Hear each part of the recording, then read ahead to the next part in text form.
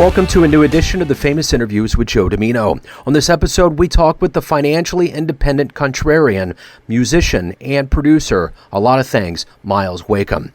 He is an Australian who migrated to the USA in 1989 and has since become a multi-millionaire, lives a 100% free and unconstrained life, no job, yet he never graduated high school, let alone went to college.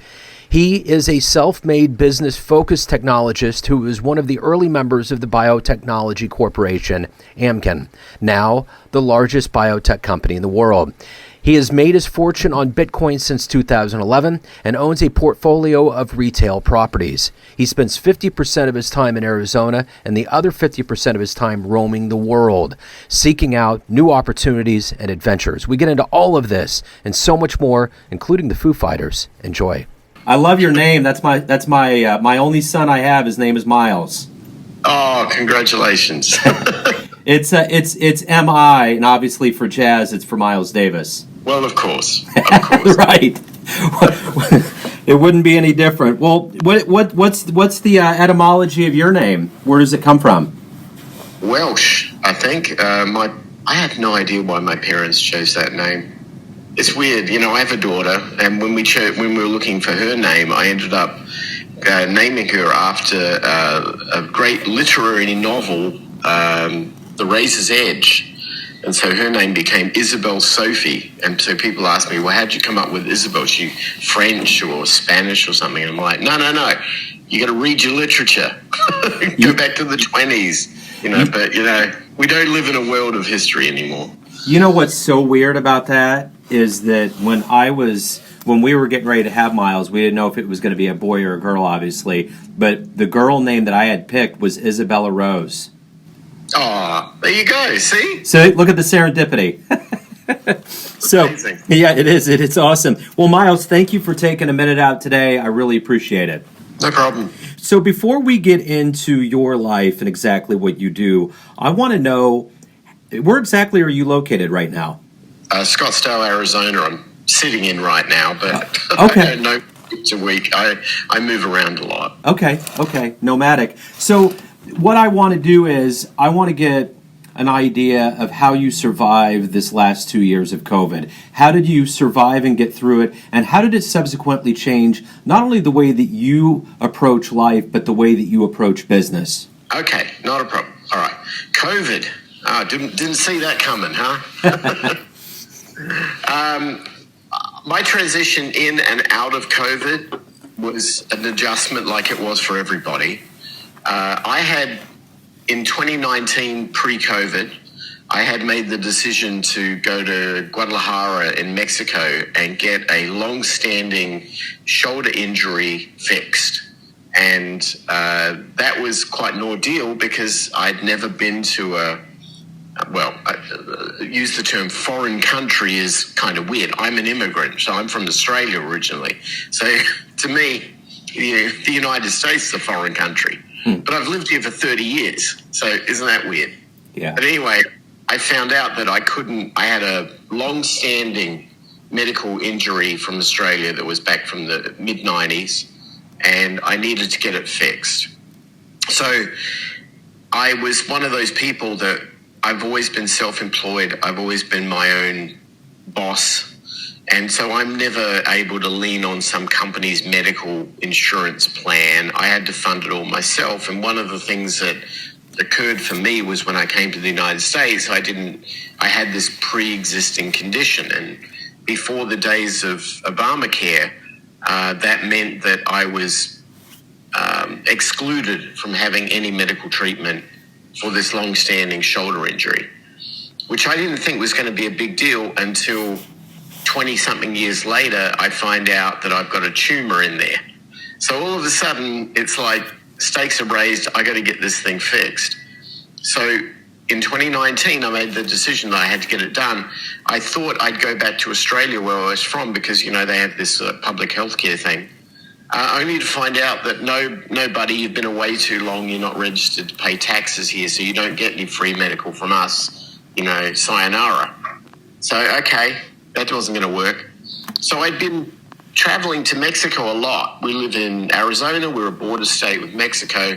I'm always going over the border to get cheap dental and cheap optical. So I found myself in central Mexico around a table with a whole bunch of friends who were having a cigar and mezcal event. And I just happened to be sitting across from a doctor who was at this event, a retired doctor. And I said to him, let me explain to you what I'm dealing with here. Maybe you can give me your idea. And I told him the whole thing. And he goes, dude, go to Guadalajara, best medical in Latin America. It'll be pennies on the dollar. Trust me, this is what you want to do. Okay, so I get on a bus for 5 hours and I go to Guadalajara and I hook up with this orthopedic surgeon that I found. And the guy looks me over and does everything. And yeah, we need to get this done. Here's the hospitals, the whole bit. How much, doc? And he goes, he gets his calculator out, and he does all these things with these numbers. And he shows me this massive number. Well, without having told him prior, I have a friend of mine who's a doctor in California, and he got a quote from UCLA, and they wanted $150,000 for this. And I said, okay, well, that's, American pricing. It's funny, we're so desensitized here because you hear those numbers and you go, yeah, no big deal.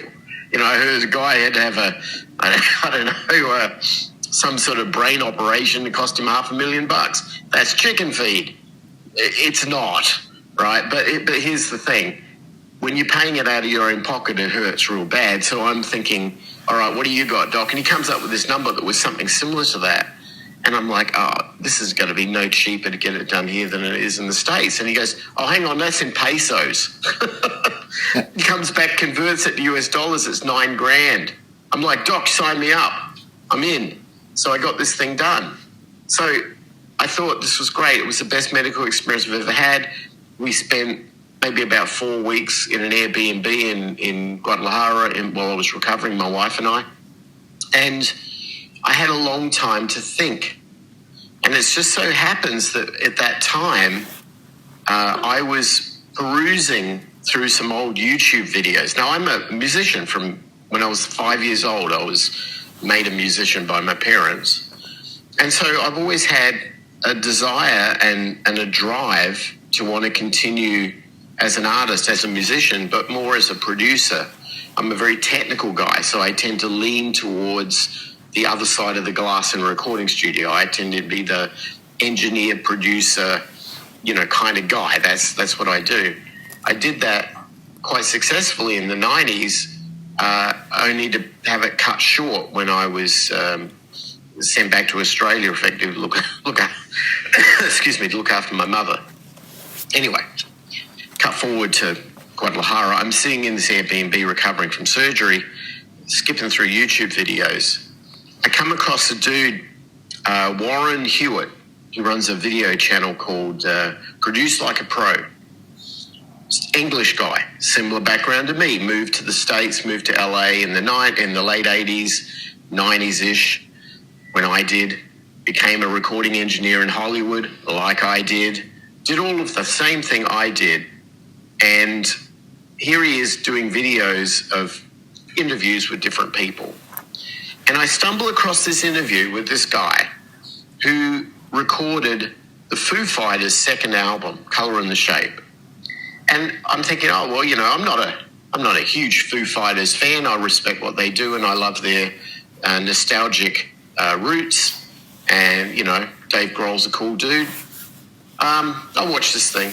And the guy starts talking about the story of how they recorded it. And he says where they recorded it. It was the studio I used to work in, Grandmaster Recorders in Hollywood. And then he starts talking about the dates. And I'm like, oh no, this happened a week after I left there to go back to Australia. It so happens that 2 days before I left, the manager of that studio came down from his office and asked me if I could be scheduled for a gig for some out-of-state band that was coming in a week or so. And I said, sure. And he put me in the slot and I was going to be the engineer on that project. And then I had to cancel on him because of this thing with my mother. That was the Foo Fighters. Wow. Okay, that would have been my career-defining album. That was the album with their biggest hits. And I could have been the guy sitting in the chair in front of the Neve doing the thing. And I'm sitting in Guadalajara, and my wife looked at me when I realized this, and she saw this face of regret. She saw this guy who missed his chance. And it was at that time that I said, I'm not going to miss my chance ever again. And everything was put into motion. We decided to buy an acre of land in Mexico, in central Mexico, and to take money that we had earned from our, forays in capitalism in the States and build a world-class recording studio in that place. And so I could go back to doing what I was meant to do. And that's what I've been doing all through COVID. I was doing everything I physically could do without actually having to leave the place here because of lockdowns until Mexico released its borders and allowed us in. And I was down there buying real estate, doing all of the proper logistics to make this happen. And then when I was back here, I spent an enormous amount of money buying every single thing I could in sight to outfit the studio with the top line equipment, even to the point where in 2020, at the end of COVID, I flew to New York City, met up with some friends of mine in the recording business, and ended up buying a vintage Neve console, only 5 of these left in the world, that was sitting in a storage locker in New Jersey, had the thing crated, and then worked out the logistics of how do I ship this thing all the way down to Mexico, get it through customs and everything. That's what I did during COVID. Wow, that is an amazing story. So you have such a rich history. I want to kind of get to the essence of what you do and exactly who you are. I'm going to take you in front of a bunch of third graders at a career day, and one of them looks up at you and says, "What do you do for a living?" How do you answer them? The simplest answer to that is I solve problems, and people pay me to solve their problems. That comes in different forms. When I was in my teenage years, I started a software company, and I solved problems for governments, corporations, defense contractors, forensic science labs, and I was 20 years old.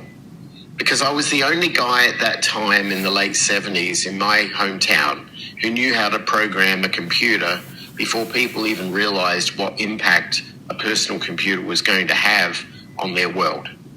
So I was an opportunist, and I was a very deep respecter of timing. And that allowed me to do things that most other people would think were either physically impossible or just culturally impossible. But I did those things. I'm not alone. Bill Gates did those things. Steve Jobs did those things. I did those things in a very small microcosm city in Adelaide, South Australia. But that's what I did. And then from there, it led to opportunities to meet people who were from all around the world, and eventually to get on planes and travel the world. And then I found myself in Los Angeles unexpectedly at the age of 25. I ended up getting married, and I stayed there. And during that time, I decided that I could try to become a computer technologist and do what I did back in my hometown, because I'd done all these remarkable things. And my immediate response was to go in to meet people who didn't know who I was. And the first thing they wanted to see was a college degree. And I didn't have it. I didn't even finish high school. And all I did was I got no after no after no after no because I didn't have the right paper. The reality was it didn't matter. I was building the software and developing the platforms that they were using. But that didn't matter to them because HR department needed to check a box, and that's how life was. And I remember getting so demoralized in this foreign country, driving around in a crappy old car that I could barely afford, to go to these meetings in a suit and tie, only to be told no, no, no. It was horrible. And then one day I found myself going out to a building site, which is weird. this new startup company who didn't even have their offices built yet, but they had a lot of land. Well, they were out there looking for people like me to help them craft their computing vision. And they were in some mobile office trailer on a building site. And I rocked up to that interview in my suit and tie and, went in. And I remember sitting on the other side of the desk, and they said to me, I told them what I did and what I'd done before, and that seemed to resonate. And they're on the other side of the desk telling me that they're this medical company and they've got this vision for whatever they're doing. And I'm like, yeah, well, that's fine. I've worked in so many different industries, but I can adapt to whatever you want. I'm sure this will work. I didn't know that in the back of their mind on the other side of the desk, they're thinking, this guy's not going to want to work for us because we're in a mobile trailer in a building site. And they didn't know on the other side of the desk where I'm sitting, I'm thinking, this is number 21 of another rejection because I don't have a college degree. As it happened, they didn't even have an HR department. So of course they said yes. And of course I said yes. And as things happened, that happened to be the world's largest biotechnology corporation, Amgen. And I was one of the very, very early guys. And so if I was to, that came with stock options and money, and eventually they got approval on their products, and now stock went to the moon, and I rode that wave. If I was to go back to that classroom you mentioned, people would say to me, what do I do? I tell them, you solve problems, you have a hell of a lot of patience and a lot of stubborn tenacity, and you never take no for an answer. That's what you do.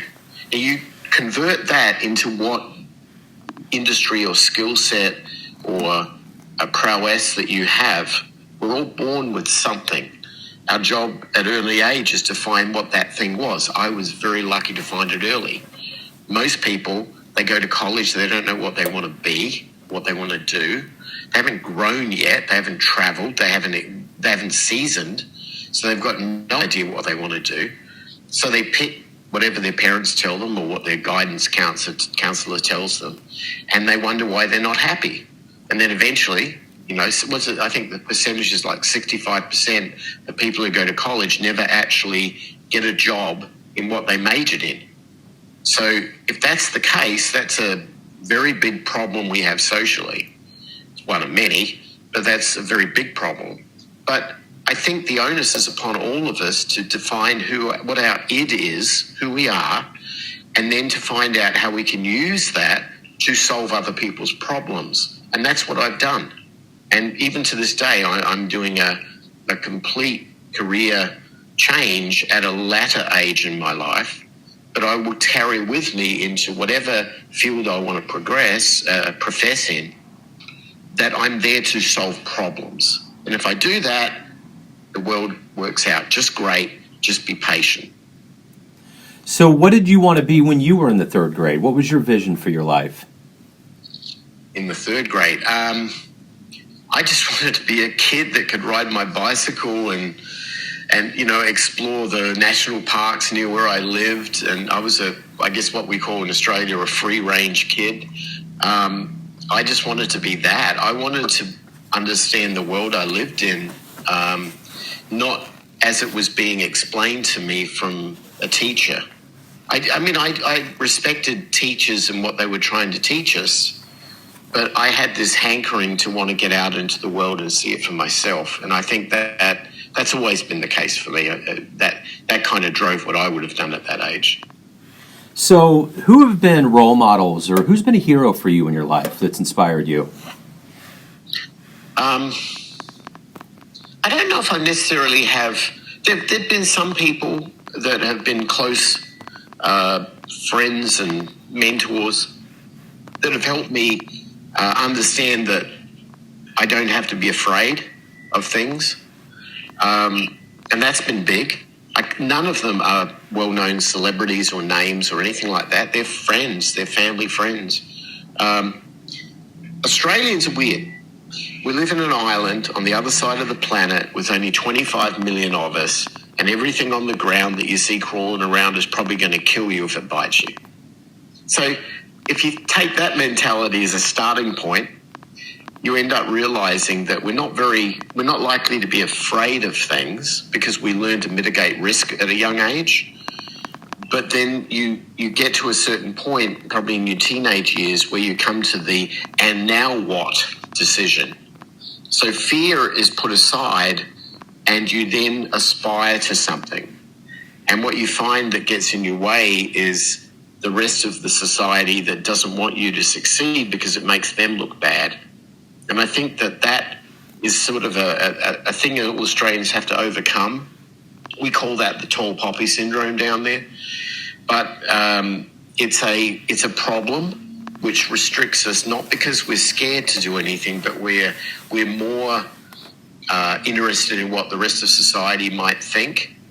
I was taught by my mentors and by the people I respected at a very young age to turn off that receptor to that and just do you. Take with it the fact that you don't have any problems with the fear of doing something, but you need to, and you understand how to mitigate risk, and you don't care what other people think. So go into the world with that as a starting point, and then let the world dictate to you the opportunities you find, be receptive to those, and pursue them in whatever form you can, and you'll be just fine. When you get to the end of your proverbial day and you've done everything that you want to do, what's the definition of a quantifiably successful day for you? How does a day make you feel good at the end of it?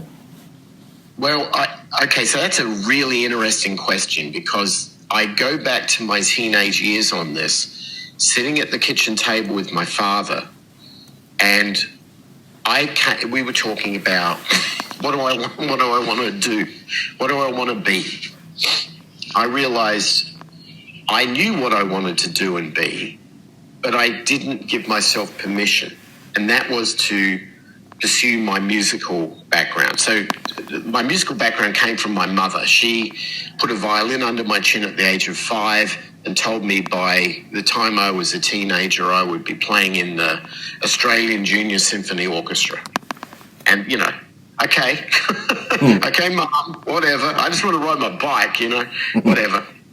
Reality was, at the age of 11, I was in the South Australian Junior Symphony Orchestra in the first violins.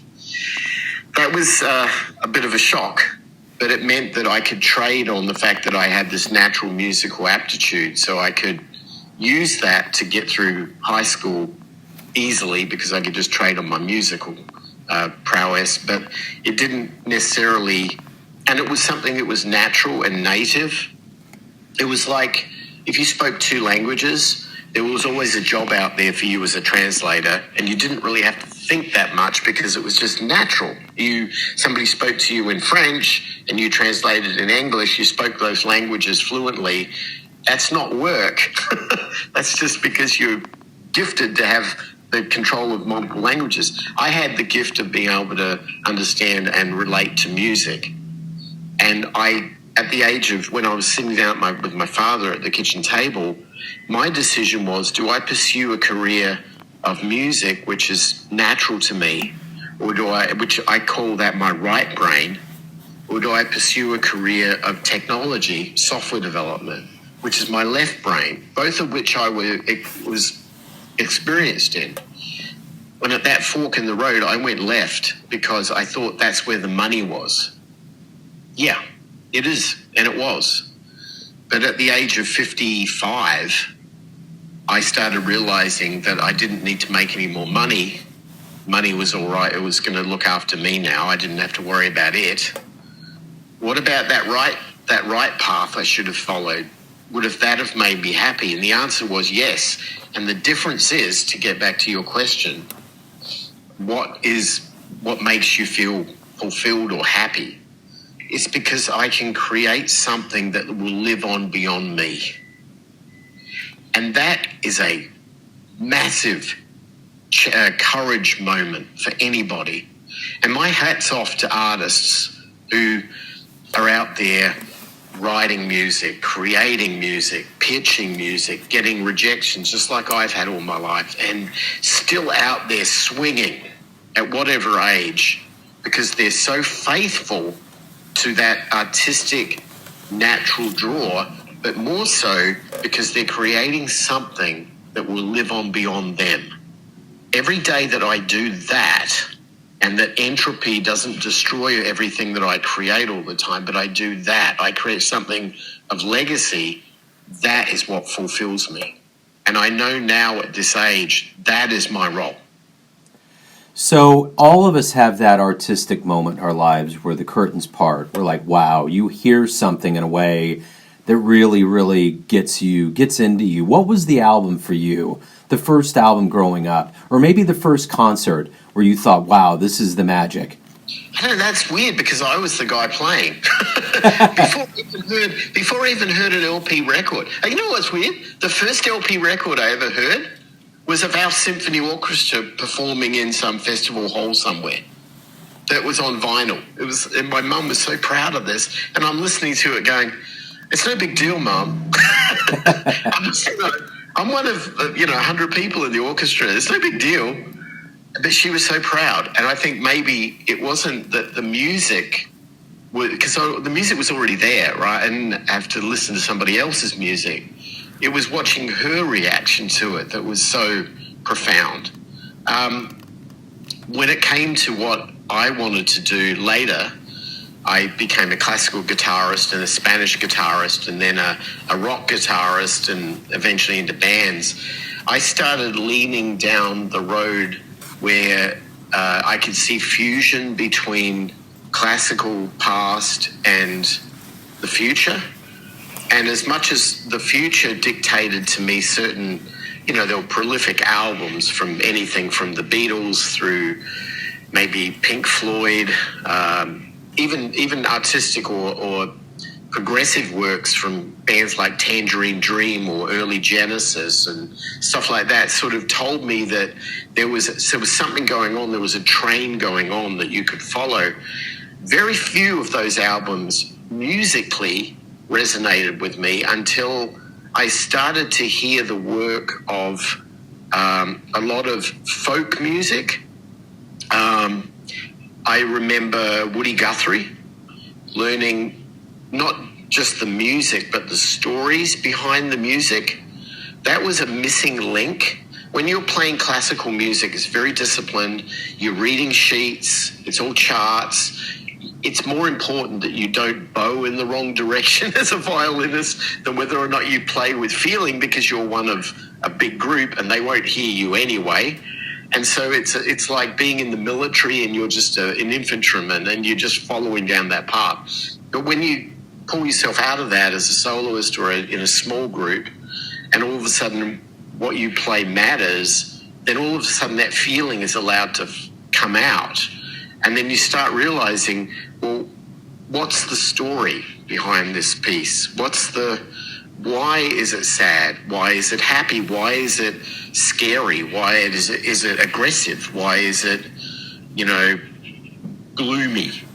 And you start realizing, well, hey, I need to get into the head of the person who wrote it. And so I started looking for people who lived a life that had a story and that their music echoed that story. And I found myself listening to folk and bluegrass, and then from that, I transitioned that into rock, which then became this intersection of the two and led me into this weird world of what I would call jangly Britpop. And I became a specialist Rickenbacker player, and I was playing music of that era that had stories that told, tales of things that people could relate to, both in the lyric but in the music itself. And I wanted to participate in that. So when I started listening to those sort of albums, they really started to connect. Life's Rich Pageant by R.E.M., the early work of the band from Australia called The Church. I love those guys. Roger McGuinn, The Byrds, those sort of guys. They had stories in their music to tell, and I wanted that to be that missing element to what I couldn't get as a violinist as a kid. So, Myles, everyone out there has a perception of you, your family, your friends, business associates, fans, but ultimately you're in control. You live your life. What's your perception of you? Who do you think you are? I'm a work in progress. At whatever age, I'm always growing. My goal here is to find myself in a lucky moment where I record something like a photographer would capture that shot, and that I'm working with musicians who inspire me, who are beyond my skills, that allow me to rise to their level to perform. As an engineer, as a producer, I feel extremely comfortable behind large format recording consoles. It was how I was trained. And my job is to make their music better than they can. And my God, that's a tall order. That's a really tall order. I was in San Miguel de Allende, which is where I have I'm building my recording studio, a couple of weeks back, and we had a jazz festival there. And the lead act was Herbie Hancock. And I was lucky enough to spend some time with his band and, get a sense of who this guy is and his story and his experiences.